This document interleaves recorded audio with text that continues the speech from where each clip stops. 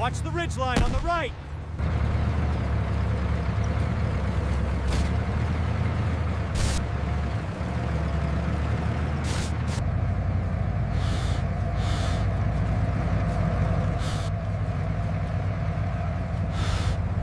Get down! Take cover! They hit the main gun!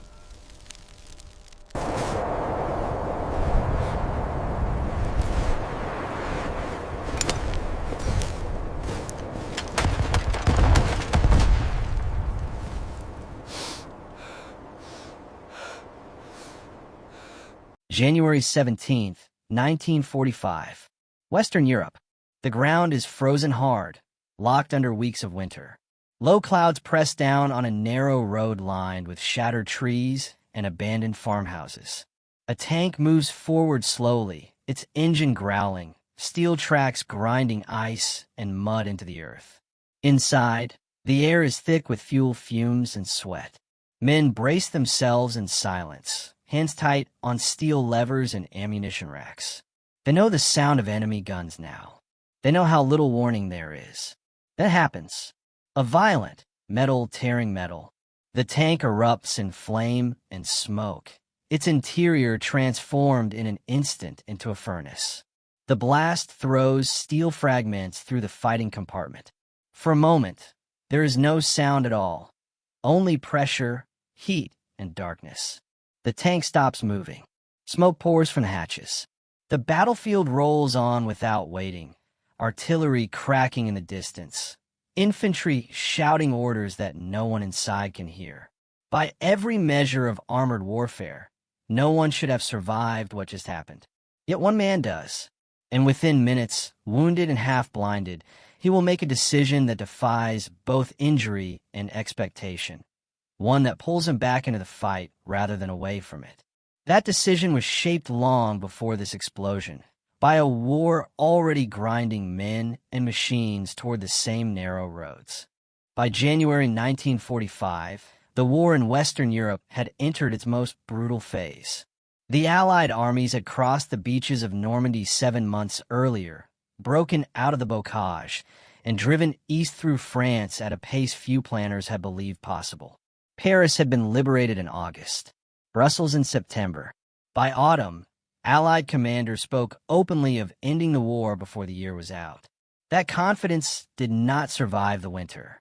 In December 1944, German forces launched a massive counteroffensive through the Ardennes forest, an operation known to history as the Battle of the Bulge. It was a gamble born of desperation. Germany's strategic reserves were nearly exhausted. Fuel stocks were critically low. Air superiority belonged almost entirely to the Allies. But Adolf Hitler believed that one last armored thrust could fracture Allied lines, capture Antwerp, and force a negotiated peace in the West. For several days, the attack succeeded in achieving surprise. Snow, fog, and poor weather grounded Allied aircraft. German panzer divisions punched through thinly held American sectors, surrounding units, cutting roads, and reclaiming villages that had changed hands multiple times since 1940. Infantry fought in forests so dense that visibility dropped to a few dozen yards. Tanks advanced on icy roads where traction was unreliable and recovery nearly impossible. By January, the initial German momentum had stalled. Allied reinforcements flooded into the sector. Air power returned as skies cleared. The bulge in the front began to collapse inward. What followed was not a rapid retreat, but a grinding, methodical series of rearguard actions fought village by village, ridge by ridge.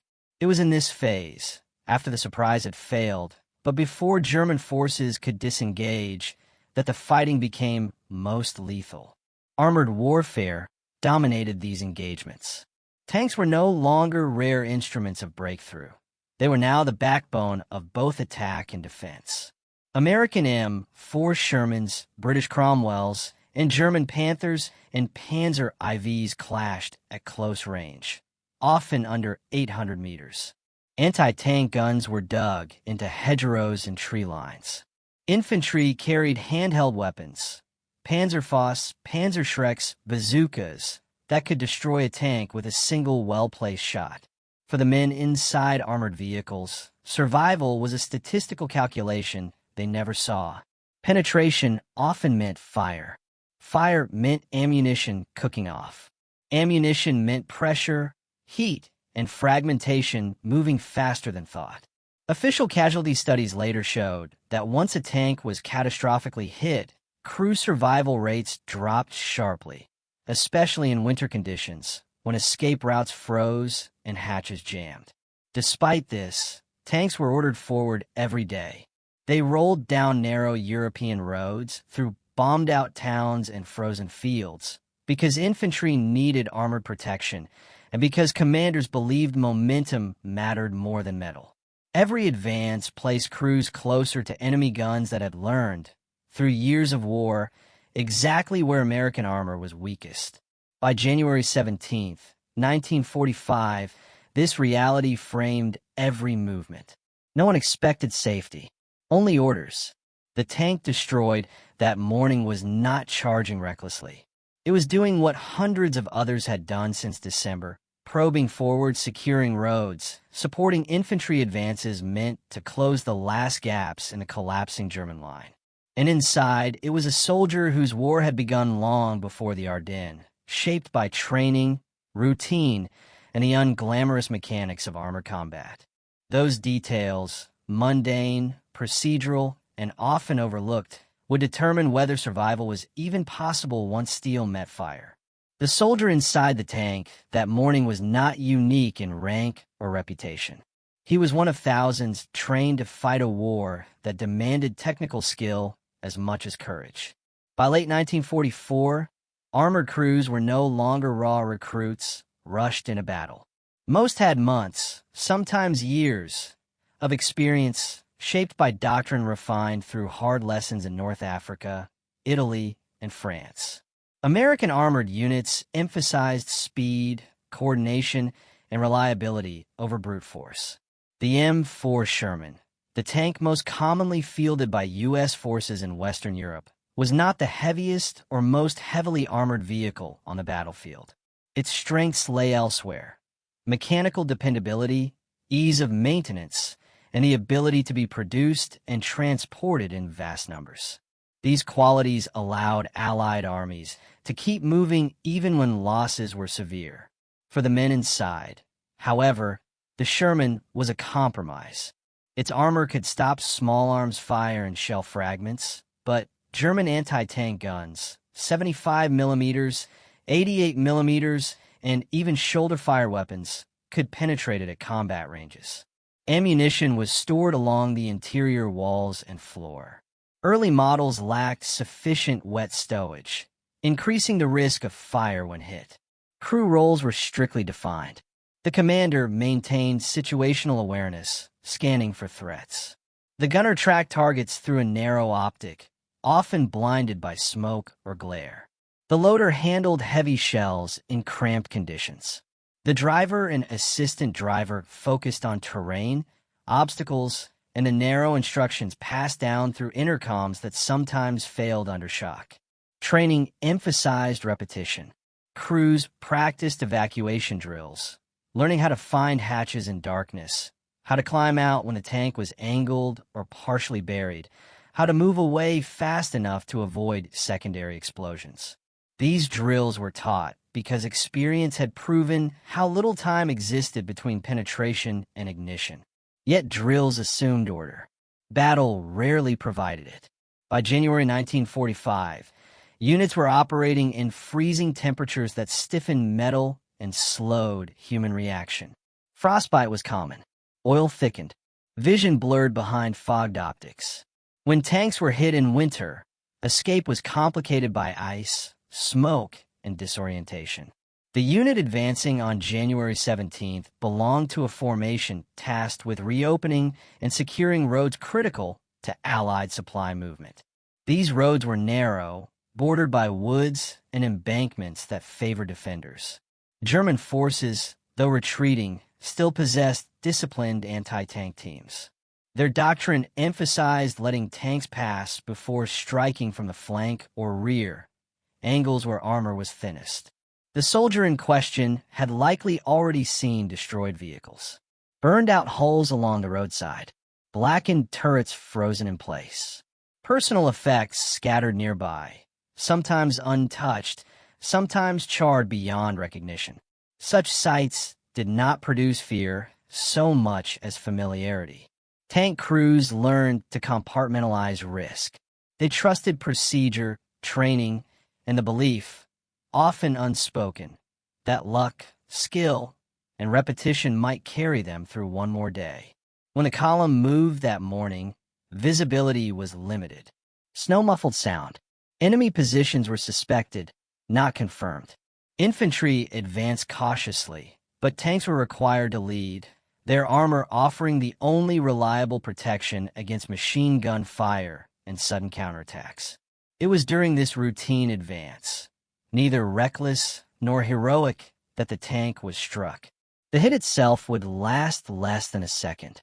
What followed would test not doctrine, not equipment, but the narrow margin between reflex and collapse, between instinct drilled in training and the human will to continue when the body insisted otherwise. That moment, sudden and irreversible, would soon arrive. Inside a tank, survival is measured in inches. The steel walls that offer protection also trap heat, pressure, and fragments when penetrated. A direct hit does not merely damage a vehicle. It reshapes the space where men breathe, think, and move. Studies conducted after the war showed that many armored crew casualties were caused not by the initial penetration, but by secondary effects, spalling, overpressure, and fire spreading along stored ammunition. When the shell struck on January 17th, the human body had no time to prepare. The blast wave compressed lungs and sinuses. The flash burned exposed skin. Smoke filled the compartment instantly, stripping oxygen and direction at the same time. Men trained to react in sequence often found those sequences collapsing under sensory overload. Survival in such moments depended on fragmented instinct. Hands reached for hatches without vision. Feet searched for balance on a floor now tilted by damage. Pain signals were delayed, overridden by adrenaline and shock. The soldier who lived did not escape uninjured. Official records from similar incidents document concussions, burns, shrapnel wounds, and temporary blindness as common outcomes even among survivors. Hearing loss was frequent, disorientation nearly universal. Yet survival also depended on restraint. Crews who panicked often delayed evacuation, searching for comrades or equipment while fire spread. Those who moved immediately, without waiting for commands, had the highest chance of escaping before ammunition ignited fully. Tank explosions were rarely cinematic fireballs. More often, they were violent internal events, propellant igniting, pressure venting through seams, steel fragments ricocheting inside confined space. German anti-tank weapons were designed not merely to penetrate armor, but to ensure crew incapacitation through fragmentation and incendiary effect. By 1945, German gunners were skilled at targeting Shermans. They aimed for side armor, engine compartments, or turret rings. A hit in the wrong place could immobilize a tank without destroying it outright, leaving it vulnerable to follow-up shots. Once penetration occurred, the design of the vehicle mattered less than timing. Seconds separated survivable damage from fatal ignition. Wet stowage introduced later in the war reduced fire risk, but did not eliminate it. Cold temperatures further complicated escape, slowing limbs and freezing mechanisms. The road where the tank was hit was tactically compromised, narrow, bordered by trees, and lacking room to maneuver. It forced armor into predictable paths. German defenders favored such terrain. Anti-tank teams could remain hidden until the moment of engagement, then withdraw before retaliation. For Allied commanders, there was little alternative. Supply lines demanded roads. Infantry required armored support. Speed remained essential to prevent German regrouping. The tank was not isolated. Other vehicles followed behind. Infantry advanced nearby. The hit did not halt the operation. It merely removed one element from the formation. And in the doctrine of mechanized war, destroyed vehicles were replaced, missions continued, and wounded men were expected to withdraw. But this soldier would not.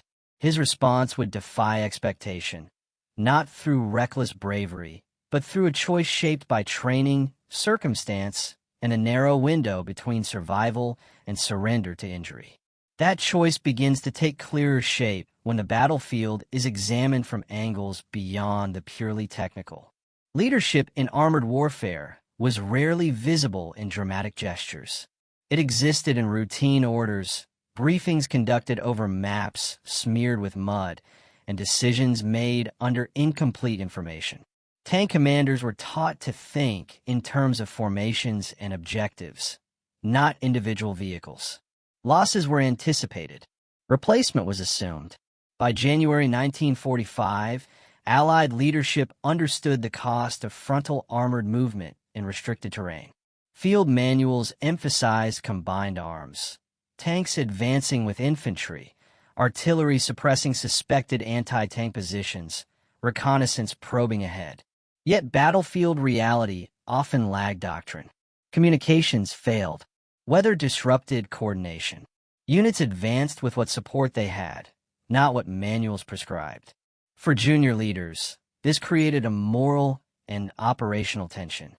They were responsible for completing missions that exposed crews to extreme danger, while knowing that survival often depended on chance as much as planning. When a tank was destroyed, commanders recorded it, adjusted formations, and moved on. The war allowed no pause. The soldier who survived the explosion was shaped by this leadership culture. He had been trained not to await rescue unless ordered, not to withdraw unless physically incapable. Initiative was valued, but only insofar as it served the mission. German anti-tank doctrine in 1945 was defensive, precise, and ruthless. Units short on fuel and replacement armor relied on infantry-based anti-tank weapons. Panzerfausts and Panzerschrecks allowed single soldiers to destroy tanks at close range. Their effectiveness depended on concealment and timing rather than prolonged engagement. Reports from the Ardennes and surrounding regions describe ambushes initiated at under 50 meters. Gunners waited until the angle ensured penetration, then fired once and withdrew. They did not linger to observe results. The tank destroyed on January 17th was likely engaged in this manner. The absence of sustained enemy fire afterward suggests a hit-and-move tactic. For the crew inside, the enemy remained invisible, reduced to the moment of impact itself. Survival in war does not end with escape. The expectation, reinforced by training and peer culture, was that wounded soldiers withdrew. Medical evacuation prioritized those still alive, not those still capable. Continuing to fight after injury was not required, and often discouraged. Yet records from World War II repeatedly show individuals returning to combat immediately after trauma. Some did so out of obligation to their unit. Others feared being separated or believed their presence still mattered. The soldier who survived the tank explosion faced this decision within minutes. To withdraw meant safety, relative comfort, and survival beyond the day. To remain meant exposure, uncertainty, and further risk. This was not heroism as later generations would frame it. It was a calculation shaped by environment. Infantry nearby still needed protection. The road remained contested. Enemy fire was expected again. He chose to fight on, not because he was ordered, because the structure of mechanized war had taught him that his role did not end when the vehicle failed. That choice, quiet, undocumented in the moment, would place him directly into the next and most decisive phase of the story, where survival would no longer depend on steel armor, but on open ground, wounded limbs, and the chaos of infantry combat. The explosion inside the tank was not immediately understood by those outside it. Smoke poured from the hatches in uneven bursts, thick and black against the white of the snow.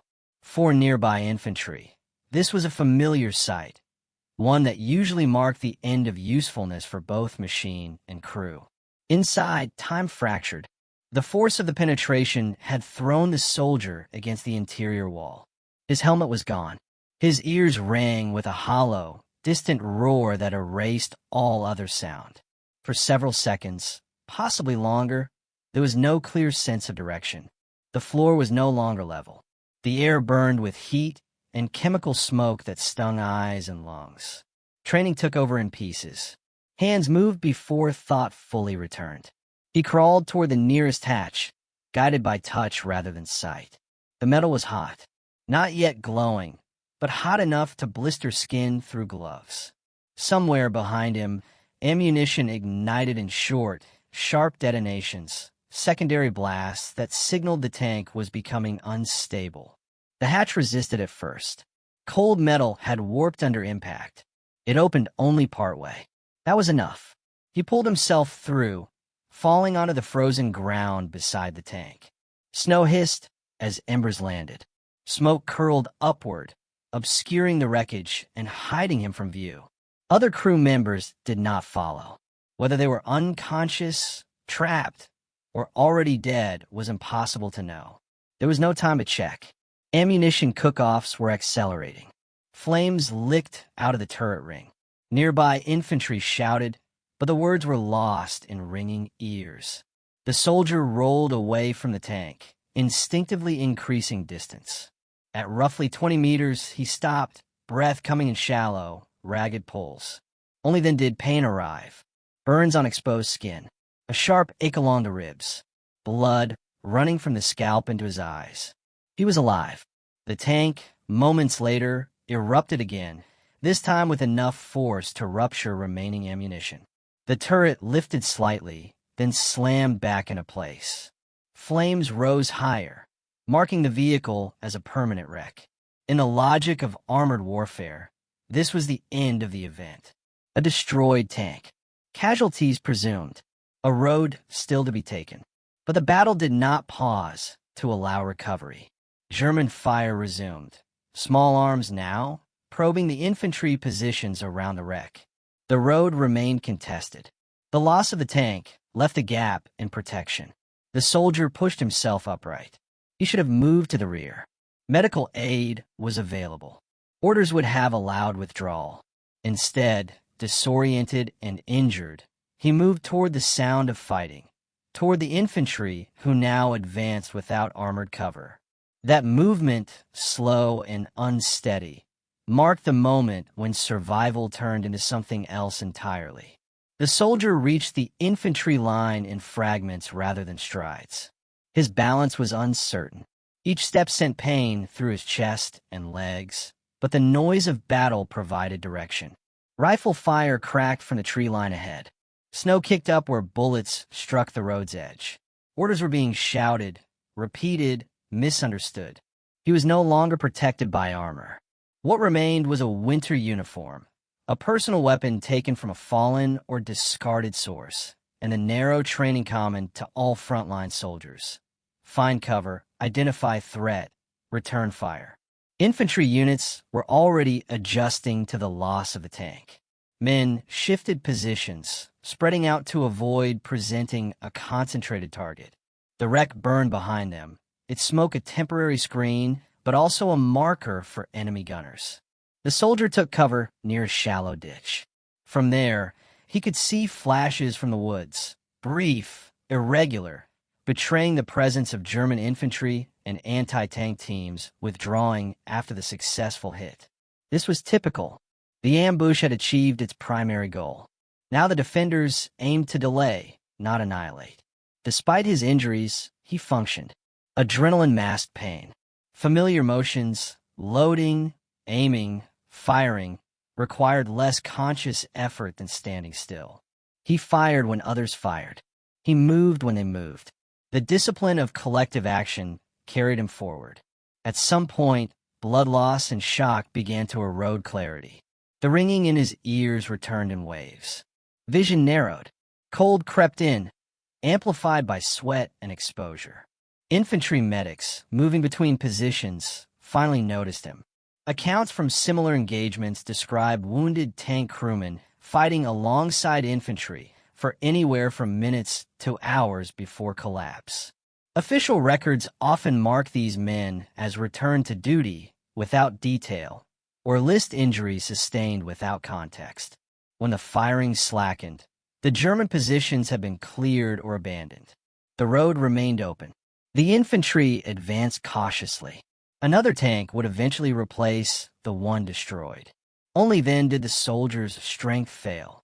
He sat down hard in the snow, unable to remain upright. The war receded to a distant echo as medics moved in, cutting away burned fabric, checking for shrapnel, stabilizing him for evacuation. He survived.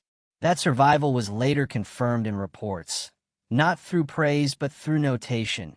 Injured, evacuated, returned to service. No ceremony marked the moment.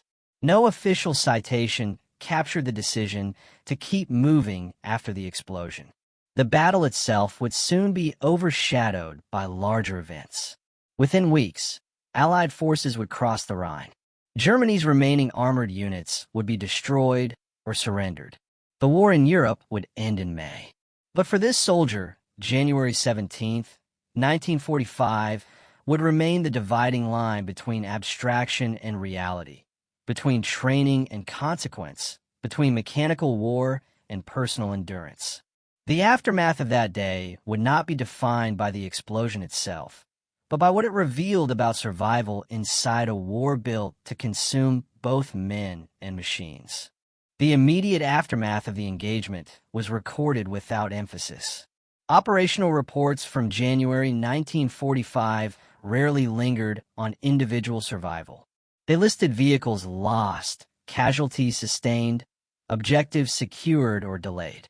The destroyed tank was logged as a combat loss. Its crew was marked as killed, wounded, or missing according to information available at the time. The soldier who survived was evacuated through standard channels.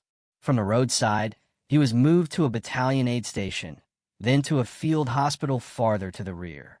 There, his injuries were assessed with the clinical efficiency wartime medicine demanded. Burns were cleaned and dressed. Concussion symptoms were noted. Shrapnel wounds, if present, were either removed or stabilized. Winter conditions complicated recovery. Cold slowed healing. Infection was a constant risk. Medical units operated under strain, treating frostbite, trench foot, and combat trauma in equal measure.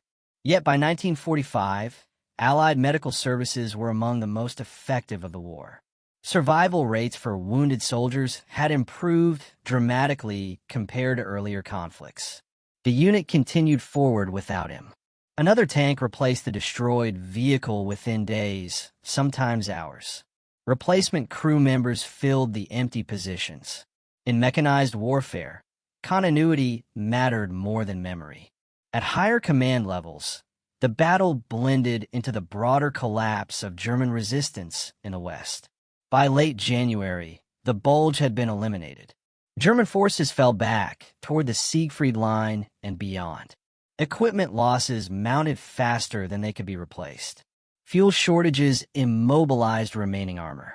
The road where the tank burned was soon cleared.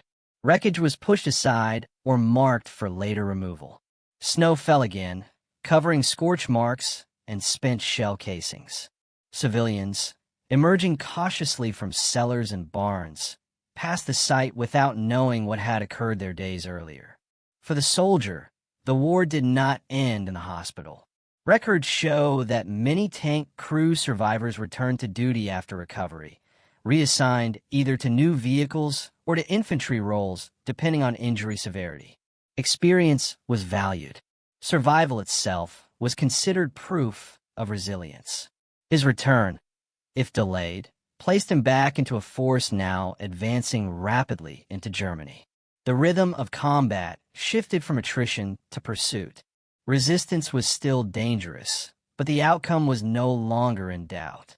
Yet the psychological aftermath was less easily measured. Medical documentation of the period rarely addressed trauma beyond visible injury. Terms like combat fatigue appeared inconsistently.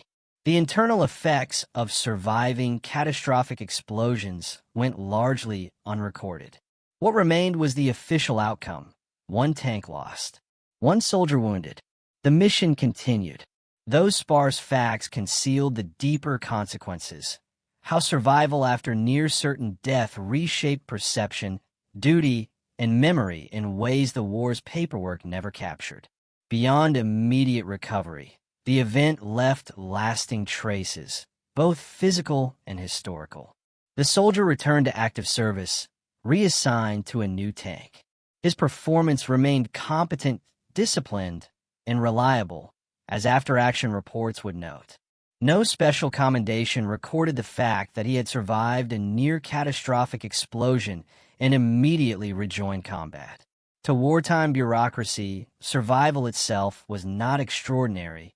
It was expected, or at least assumed possible. For the unit, the loss of the tank became part of the larger attrition of armored warfare in the Ardennes. Reports from the period show that Sherman crews faced a roughly 25 to 30% casualty rate when engaging entrenched German positions with concentrated anti-tank defenses. Each destroyed vehicle forced rapid tactical adjustment, redistribution of personnel, and constant recalibration of momentum. The battlefield did not wait. Material losses were significant but manageable. Replacement tanks were available through U.S. logistics networks, which prioritized armored columns for forward deployment. Supply lines, though stretched in winter conditions, remained functional. In some cases, destroyed vehicles were salvaged for parts, engines, tracks, and optical equipment, demonstrating how industrialized war minimized permanent loss. Strategically, these small-scale events accumulated into broader lessons. The vulnerability of Sherman tanks to concentrated anti-tank fire influenced later designs and combat doctrine.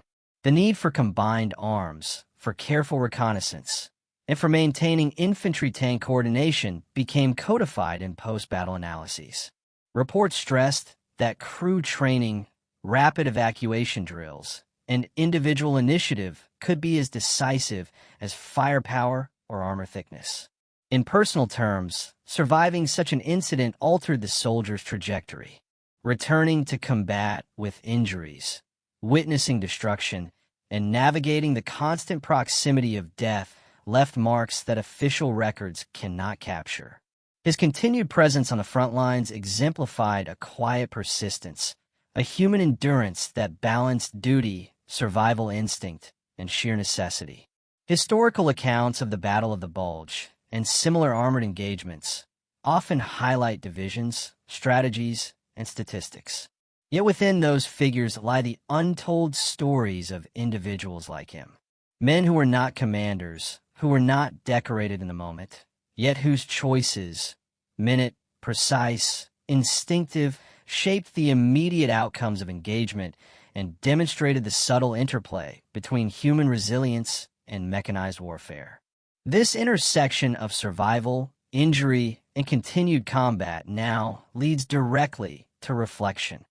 What does it mean for a soldier to endure a tank explosion, return to action, and persist in the face of mechanized destruction?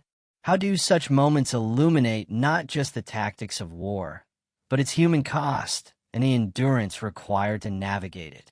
Surviving a tank explosion is more than a feat of chance. It is a confrontation with the limits of human endurance against the machinery of modern war. The soldier's body, scorched, battered, and shocked, became a testament to both vulnerability and resilience. Each movement, each decision in those seconds after the blast, exemplified the narrow margin separating life from death, order from chaos. In that frozen Ardennes road, amid smoke, snow, and artillery echoes, survival was neither glamorous nor heroic in the traditional sense. It was a disciplined, instinctive negotiation with circumstance. Mechanized warfare had created an environment where steel and fire dictated outcomes, yet human agency still mattered. Training, timing, and reflex carried as much weight as armor thickness or tactical positioning. The soldier's choice to rejoin combat, despite injury, illustrates the quiet courage often invisible in official records. It was a form of resistance not against armies or machines, but against the inexorable logic of war itself, a determination to act when survival might have justified withdrawal. This story is also a reflection on the broader nature of World War II. Individual experiences, moments of terror, decision, and endurance are the threads that weave the larger narrative of strategy, battle, and victory. The Ardennes, the Sherman, the anti-tank fire, all were elements of a massive conflict. Yet it was the human element, the soldier's perseverance, that shaped immediate outcomes in ways reports and statistics can never fully capture. Ultimately, the explosion, the escape, and the return to fighting reveal more than a single soldier's experience. They reveal the interplay between human fragility and resilience, the thin line between survival and casualty, and the ways ordinary men endured extraordinary circumstances. In a war defined by machinery and scale, these moments remind us that history is made not just by strategy and weaponry, but by the choices, courage, and persistence of individuals confronting the unforgiving logic of battle. Even in the vast sweep of armored warfare, the story of one survivor endures, a quiet testament to the human will to fight back, even when everything around him has fallen apart.